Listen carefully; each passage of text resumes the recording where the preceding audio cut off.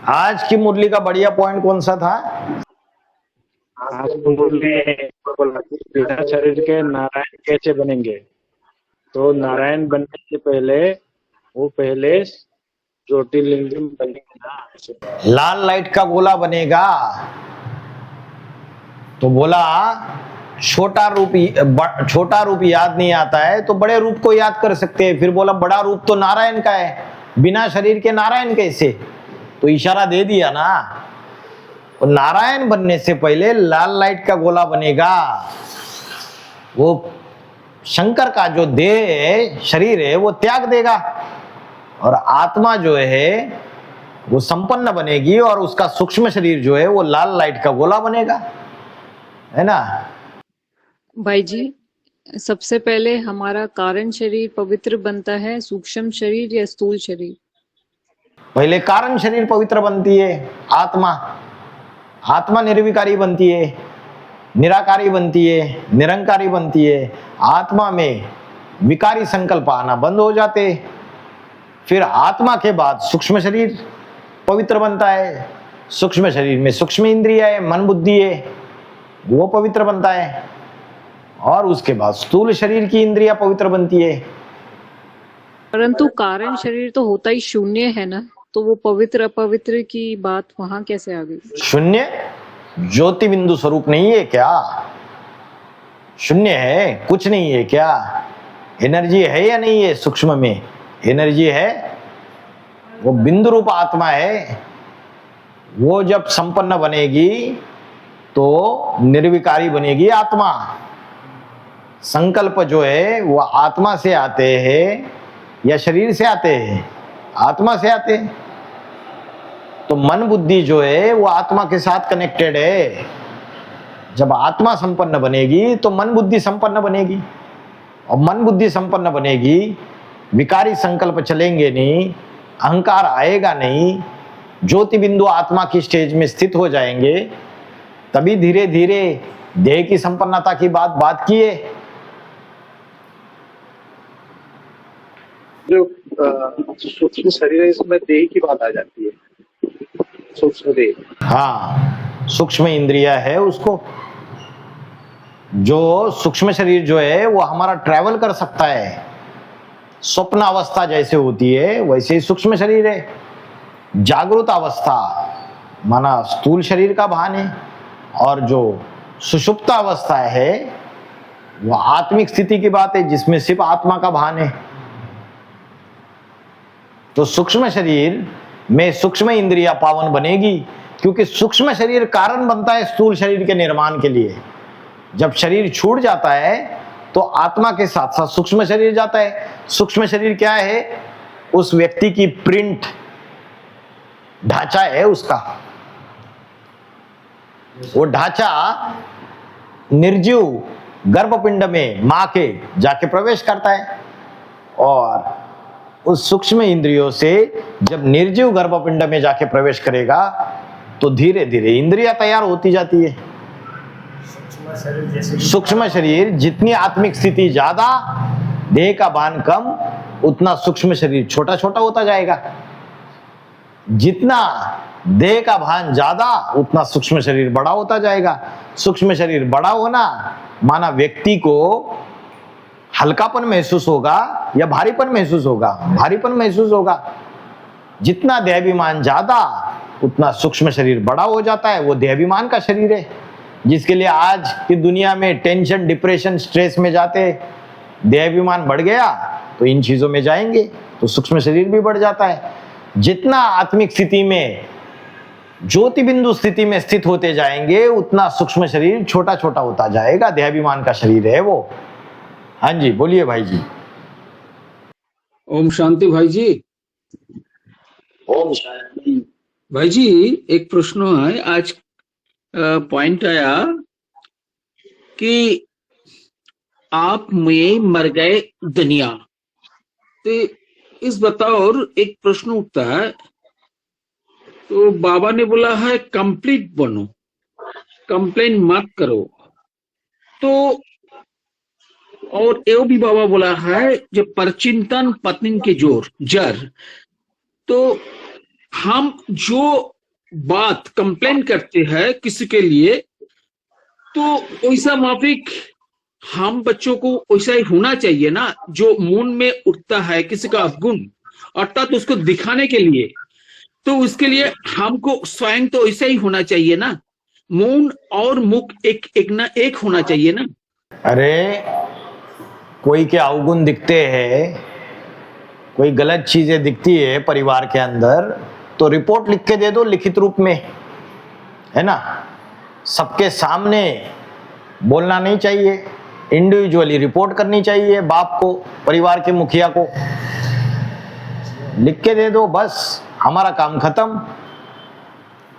हम दूसरे के गुणों का चिंतन नहीं करना है, अवगुणों का चिंतन करेंगे तो वो अवगुण हमारे अंदर आ जाएंगे, आज नहीं तो कल। तो हमें जो दिखता है वो रिपोर्ट के रूप में लिख के दे दिया, उसे कंप्लेंट थोड़ी कहेंगे, वो तो रिपोर्ट हो गई कि ऐसा ऐसा दिखता है और ऐसा ऐसा है, और ये सुधार होना चाहिए या ऐसी चीज होनी चाहिए। हमारा ओपिनियन दे दिया, सागर में डाल दिया, तो बाप जाने, बाप का काम जाने, हमारी ड्यूटी खत्म हो गई। और हमारे आंखों के सामने कोई पाप कर्म कर रहा है, श्रीमत के बरखिलाफ कर रहा है, तो प्यार से, नम्र चित्त से उसको समझा सकते। अगर वो नहीं मानता है, आंखें लाल पीली करता है, क्रोध करने लग जाता है, हंगामा करने लग जाता है, तो बाप को बता दो, परिवार के मुखिया को बता दो, या बड़ी जो इंचार्ज बहन है उनको बता दो। आगे के लिए उस आत्मा को उसकी गलती के बारे में बताना नहीं चाहिए। अरे जो आपकी बात मानने के लिए ही तैयार नहीं है, तो फिर हमें पीछे पड़ना है क्या? हमें रिपोर्ट दे देनी है। फालतू में अगर अशांति बढ़ रही है परिवार में, तो हमें रिपोर्ट दे देनी है, बस हमारी बात रख देनी है। अब परिवार में कोई ऐसी सेवा है, काम है, वो हम खुद करें, है ना। हम खुद जिम्मेवारी उठाएं, सामने वाले को एक बार बता दिया, बस बात खत्म। फिर परिवार के मुखिया को बता दो। ओम शांति भाई जी। हाँ, मेरा ये क्वेश्चन है कि जैसे कोई कोई होते हैं किसी के अंदर मतलब सेवा करने का ज्यादा रहता है कि मतलब उनको बहुत मतलब उनके अंदर बहुत क्वालिटी है सेवा की, हर प्रकार की सेवा आती है उनको, लेकिन उनके अंदर धारणा कम होती है। और कोई कोई होते हैं जिनको मतलब सेवा नहीं आती है लेकिन उनके अंदर धारणा ज्यादा होती है, और जिनको मतलब सेवा आती है लेकिन वो उनको थोड़ा ये भी रहता है कि हम थोड़ा अहंकार भी रहता है अपने आप पे, और दूसरों को दिखाने के लिए करते हैं, लेकिन धारणा नहीं रहती। और जिनके अंदर धारणा ज्यादा रहती है पर सेवा नहीं रहती, तो मतलब दोनों में से ज्यादा किसका वो बनेगा, मतलब ऊंचा पद किसका नंबर ज्यादा बनेगा, कौन ज्यादा स्टॉक अपना जमा कर रहा है? तो ईश्वरीय सेवा करते हुए जो अपन को आत्मा नहीं समझते, देहाभिमान में आते, दूसरों के ऊपर डांट डपट करने लग पड़ते हैं, हंगामा करना चालू कर देते हैं, धम चक्कर मचाते, तो उनका जो कमाई है उसमें खर्चा भी हो रहा है। सेवा तो ज्यादा कर रहे, एक तरफ कमाई कर रहे, दूसरी तरफ खर्चा भी कर रहे, तो इनकम और दूसरी तरफ एक्सपेंसेस।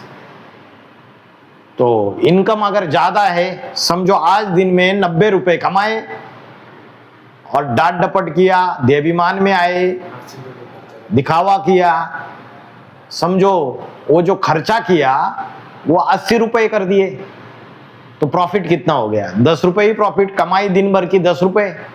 अगर वही 90 रुपए की जो कमाई की थी वो आत्मिक स्थिति में रह के करते थे, तो प्रॉफिट 90 रुपए था पूरा का पूरा, है ना। तो कैलकुलेशन होगी। अगर किसी में धारणा ज्यादा है आत्मिक स्थिति की, लेकिन सेवा करते ही नहीं है, आत्मिक स्थिति की धारणा तो है लेकिन ईश्वरीय सेवा ही नहीं कर रहे, परिवार में सेवाएं पड़ी हुई है, तो उनका भी हिसाब किताब बनेगा। धारणा के मार्क्स उनको 90 मिल गए और ईश्वरीय सेवा कर ही नहीं रहे, है ना, तो उनके भी -80 कर दो, 10 हो जाएंगे, उनका भी प्रॉफिट 10 हो जाएगा। मतलब दोनों को समान पद ही मिलेगा। समान पद तब मिलेगा जब कितनी देहाभिमान की मात्रा है, प्रोपोर्शन कितना है वो देखा जाएगा। समान कैसे मिलेगा? अगर जो सेवा करने वाला है उसका देहाभिमान है 50% है, तो उनके तो 90 में से 45 मार्क्स ही खर्चा हो गए ना, तो 45 मिल गए, बचा हुआ प्रॉफिट है 50% है। और जो आत्माभिमानी है वो आत्मा का अभ्यास तो करता है लेकिन सेवा युत्तुसी करता है 25%, है ना। तो कितने हो गए? 90 में से 75% हटा दो, उतनी सेवा की। तो सेवा करने, आत्मिक स्थिति की धारणा तो की लेकिन सेवा नहीं की, तो उसके मार्क्स वो पहले वाला जो व्यक्ति है उससे भी कम हो गए। तो कैसे समान पद? डिपेंड कि कितनी आत्मिक स्थिति धारण की धारणा करने वाले ने, कितनी सहन शक्ति धारण की, कितनी पवित्रता की धारणा की, और सेवा करने वाले के अंदर कितना देहाभिमान था, दोनों देखा जाएगा परसेंटेज। इसलिए अंत में जाके कैलकुलेशन निकलती है, तब जाके पद डिक्लेयर होते हैं। अभी तो जमा घाटा होता रहता है, तभी तो जाके 108 की माला बनेगी, जिसका जमा खर्चे का बैलेंस शीट जो है उसका फाइनल हिसाब किताब जिसका ज्यादा होगा प्रॉफिट, वो 108 की माला में आ जाएगा, है ना। लंबे समय का हिसाब किताब रखा जाएगा। बाबा के टीवी में बाबा की आंखें जो है, बाबा को सब कुछ दिखाई देता है, सारा कैलकुलेशन भी चलती रहती है। इसका आज इतना घाटा हो गया, इतना इसने इनकम कर दिया, इतना मुनाफा है, सब कुछ कैलकुलेशन चलती रहती है। तो अंत में जाके वो कैलकुलेशन होते होते कभी ऐसा भी होता है, जब दौड़ चलती है, रेस चलती है, तो कोई अच्छा दौड़ने वाला पहले धीरे धीरे भागता है और दूसरे जो है बहुत तेजी से भागते हैं, और तेजी से भाग के उनकी पावर जो है, एनर्जी जो है वो चली जाती है। और जिसने अच्छी तरीके से बैलेंस वे में अपने आप को बरकरार रख के एकदम भाग रहा है, वो बाद में इतनी फास्ट स्पीड पकड़ लेता है कि सबको पीछे छोड़ देता है। तो कैलकुलेशन जो है वो होती रहती है, अंत में रिजल्ट निकलेगा। इसलिए बोलते हैं क्रिश्चियन लोग जजमेंट डे, उस दिन जजमेंट होगी, लास्ट डे। और मुसलमान लोग क्या बोलते हैं? तारीख, वो खुदा की तारीख है, कयामत का समय, उस समय रिजल्ट निकलेगी, जजमेंट होगी कि कौन देवता बनने वाला है और कौन असुर बनने वाले हैं। एक और क्वेश्चन है, जैसे बोलते हैं कि जो छोटे लोग होते हैं ना, जो ना उम्र में छोटे होते हैं, तो उनको बड़े की बात माननी चाहिए।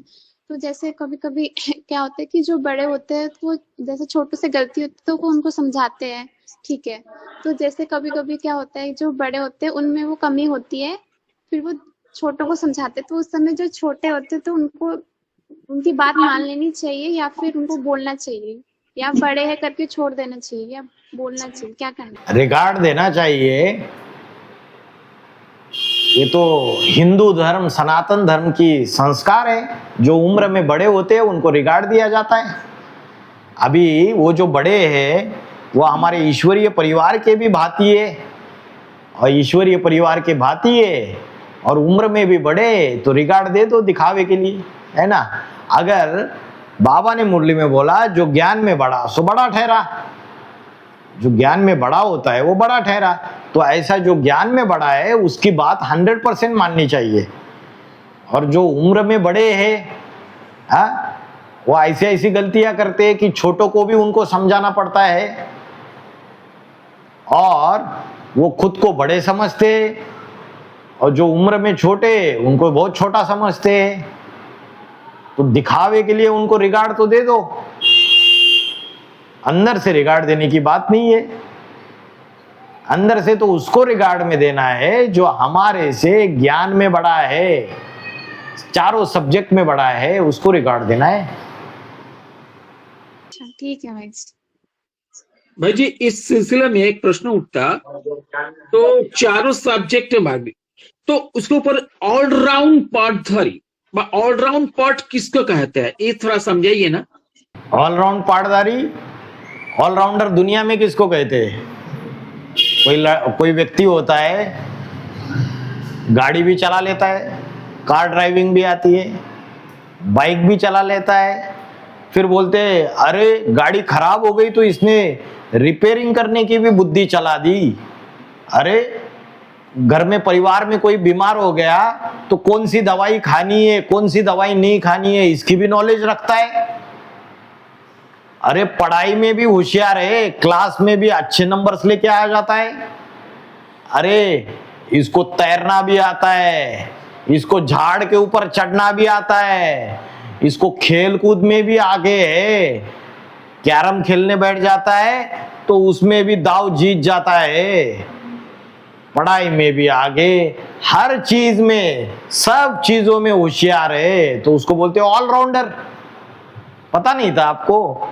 नाटक भी करता है, वन एक्ट प्ले भी करता है, ड्रामा भी, उसमें भी खेलता है, तो उसको बोलते हैं ऑलराउंडर। दुनिया में ज्ञान में चलने वालों में ऑलराउंडर पार्टधारी वो है जो 84 जन्मों में जिन्होंने इस सारे सृष्टि रूपी रंगमंच पे सब तरीके की एक्टिंग की।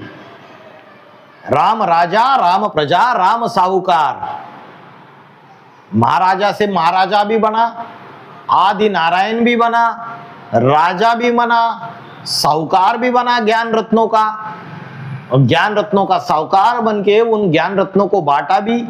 और जब प्रजा में गया लास्ट में तो वहां भी मुखिया बन के रहा, हीरो बन के रहा। ये क्वालिटीज उसके अंदर दिखाई देगी। सब तरीके से ऑलराउंडर। कोई भी सेवा बताओ, ईश्वरीय सेवा, वो करके दिखाएगा। ना नहीं होगा, ना जी नहीं होगा, हाँ जी होगा। कोई भी प्रकार की ईश्वरीय सेवा हमें नहीं आती, अरे हम वो रास्ता नहीं जानते हैं, हमें नहीं पता है कि वो वहां प्रोग्राम है तो वो कलकत्ता में कहाँ वे। अरे उसको पता नहीं है, ऐसे उसके दिमाग में रहेगा ही नहीं।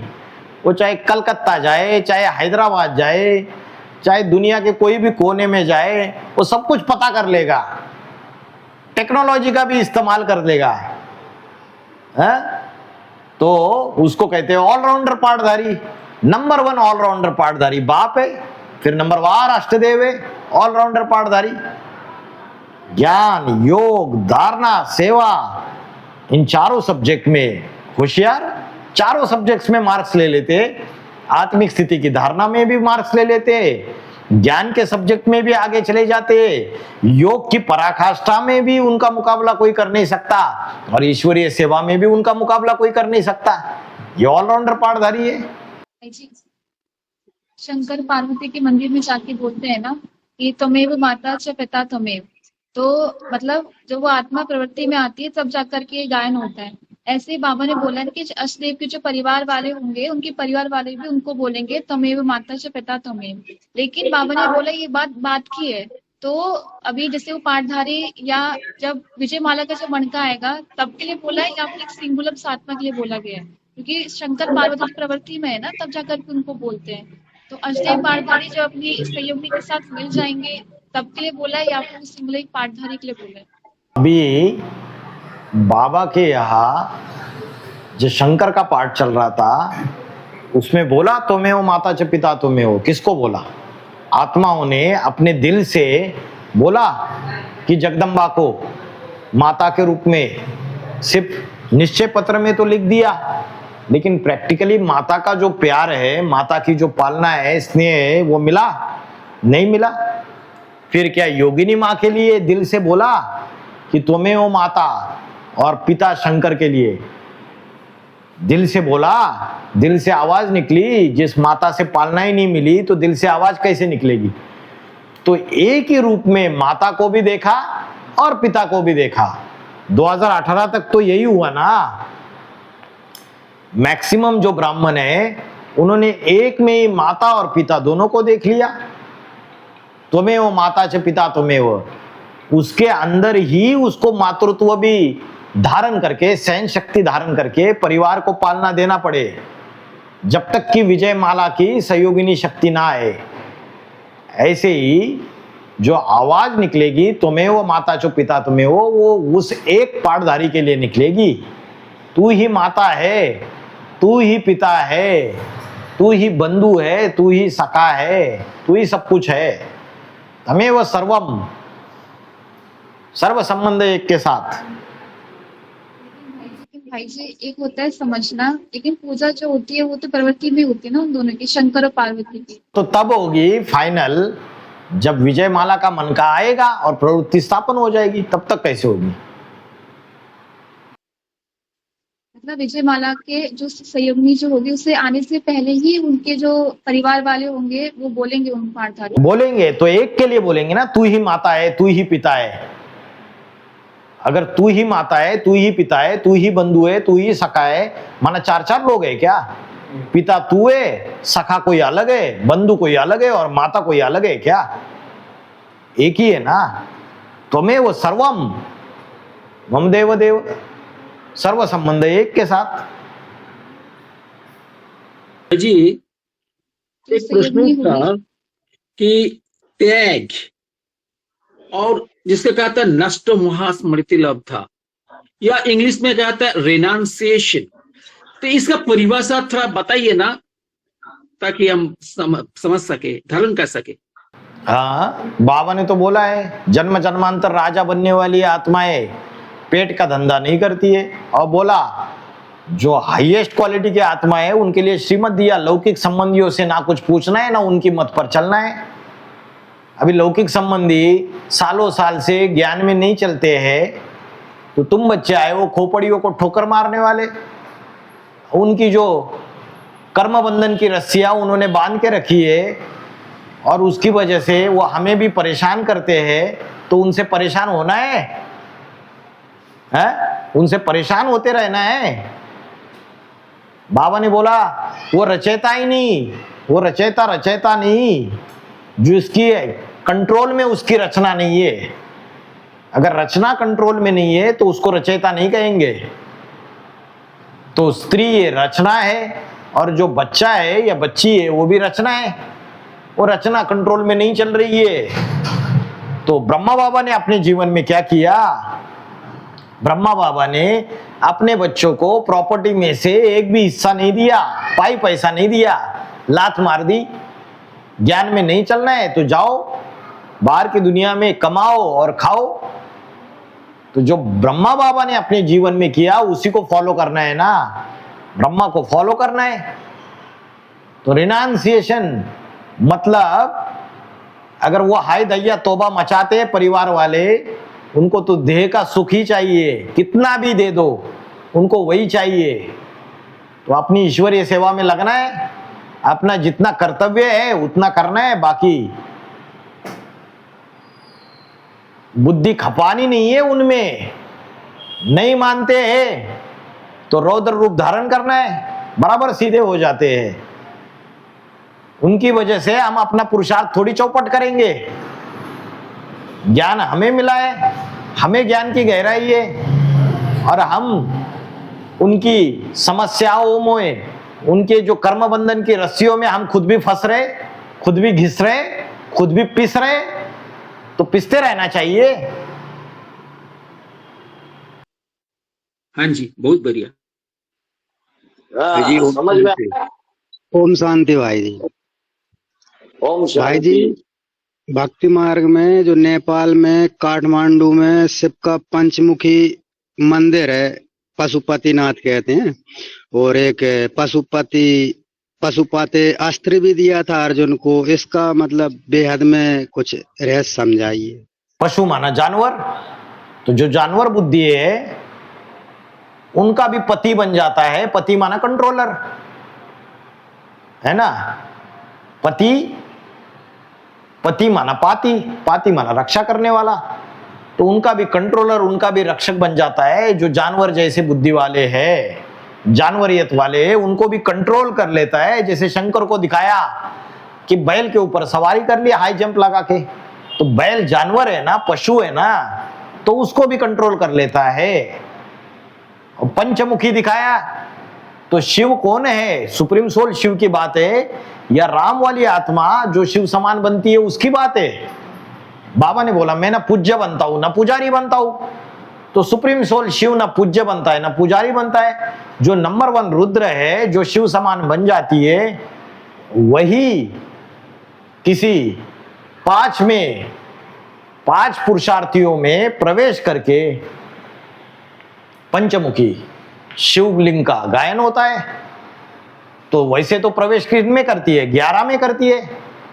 11 रुद्र है और 12 सूर्यवंशियों का गायन होता है, और उनमें भी मुख्य है 7 सूर्य के 7 घोड़े, सूरज के 7 घोड़े। उन 7 में भी कोई 5 होंगे, या अष्टदेवों में कोई 5 होंगे जिनको नेपाल वाले लोग बहुत मानते होंगे, तो इसलिए उन्होंने पंचमुखी शिवलिंग का पूजन करना चालू कर दिया। समझ में आया अशोक भाई? अष्टदेवों में से कोई 5 होंगे जिसमें वो नंबर 1 रुद्र शिव समान बनने के बाद प्रवेश करके उनके द्वारा ज्ञान की ज्योति के लिंग बनता है। समझ में आया? हाँ भाई जी। और पशुपति अस्त्र भी दिया था ना अर्जुन को? अस्त्र, ये ज्ञान का अस्त्र है, ये ज्ञान के अस्त्र शस्त्र है। ये ऐसा ज्ञान का अस्त्र है जिससे राक्षसों के दिल जलते हैं, छलनी हो जाते हैं। तो ये ज्ञान के कोई ऐसे पॉइंट्स है, महावाक्य है, जिससे जानवरियत जैसी जानवर बुद्धि वाली आत्माएं भी वश में आ सकती है, कंट्रोल में आ सकती है, प्रभाव में आ सकती है, उस पाठधारी के अंडर द कंट्रोल आ जाएगी। कहेगी हाँ तू हमारा भी बाप है भाई, हम समझते थे हम ही बड़े जानवर है, हम ही बड़े जानवर बुद्धि है, तू हमारा भी बाप निकला। वो अस्त्र है, ज्ञान के कोई ऐसे अस्त्र है, शस्त्र है। पशुपात्र जो है आज का वैज्ञानिक उसका फॉलो नहीं कर पाया। वो जो शिव का जो शास्त्र है।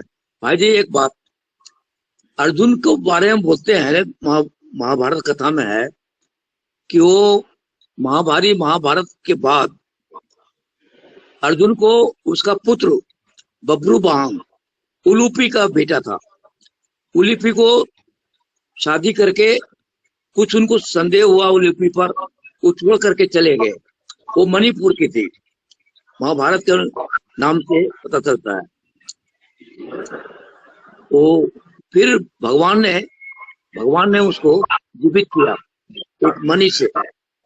तो भगवान दरअसल में गीता महाभारत की तो निराकारी रचना है। बाबा ने कहा उसको बाद में लोगों ने शिव को निराकार को समझ नहीं सका, तो उसके जगह में कृष्ण को सेट कर दिया, और कृष्ण के जगह में अर्जुन को सेट कर दिया, और रथ के जगह में अर्जुन के रथ के जगह में बैल घोड़ी घोड़ा बैल गाड़ी सब सेट कर दिया। वैसा तो है नहीं। भाई जी मैं एक बात बोल रहा था कि जो आपने कहा ना ऑलराउंडर पाठधारी अष्टदेव जो हैं, इसके बारे में बोल रहा था कि जो ताश के पत्ते खेले होंगे उनको पता होगा कि जहाँ कोई पत्ती नहीं होती है ना, चाहे एका दुक्का 10 डाला ना, वहाँ बादशाह भी नहीं होता, वहाँ जोकर को सेट कर देते हैं। कहीं भी कोई पत्ती नहीं रहा, वो सबका काम करेगा। वो बादशाह नहीं है, चाहे बीबी नहीं है, चाहे मुन्ना नहीं है, वो काम है ऑलराउंड पाठधारी का। और एक बात बाबा बोले क्षमा बड़न को चाहिए छोटन को उत्पात। तो चपलता हो सकती है, अल्प ज्ञान हो सकता है। जो आत्मिक रूप में स्थित नहीं है वो ज्ञान समझा रहा हो और वो परफेक्ट पॉइंट नहीं बता पा रहा, लॉजिक सही दे नहीं पा रहा, सामने वाला नहीं समझ रहा है, तो तेजित हो जाता है। जैसे इसलिए आत्मिक रूप में आपने जो कहा ना कि सबसे बड़ी सेवा है सेवा करना, सबसे बड़ी वो आत्मिक रूप में रहेगा। तो ठंडा लोहा गर्म लोहा को हमेशा काटता है, इसलिए हमेशा कूल माइंड रहना होगा, नहीं तो बुद्धि जो है इधर उधर भंग होगी। बोलते सर नरम होना चाहिए, ठंडा होना चाहिए, और जो पैर है गर्म होनी चाहिए। हाँ, माथा ठंडा और पैर गरम। ठीक है, ओम शांति।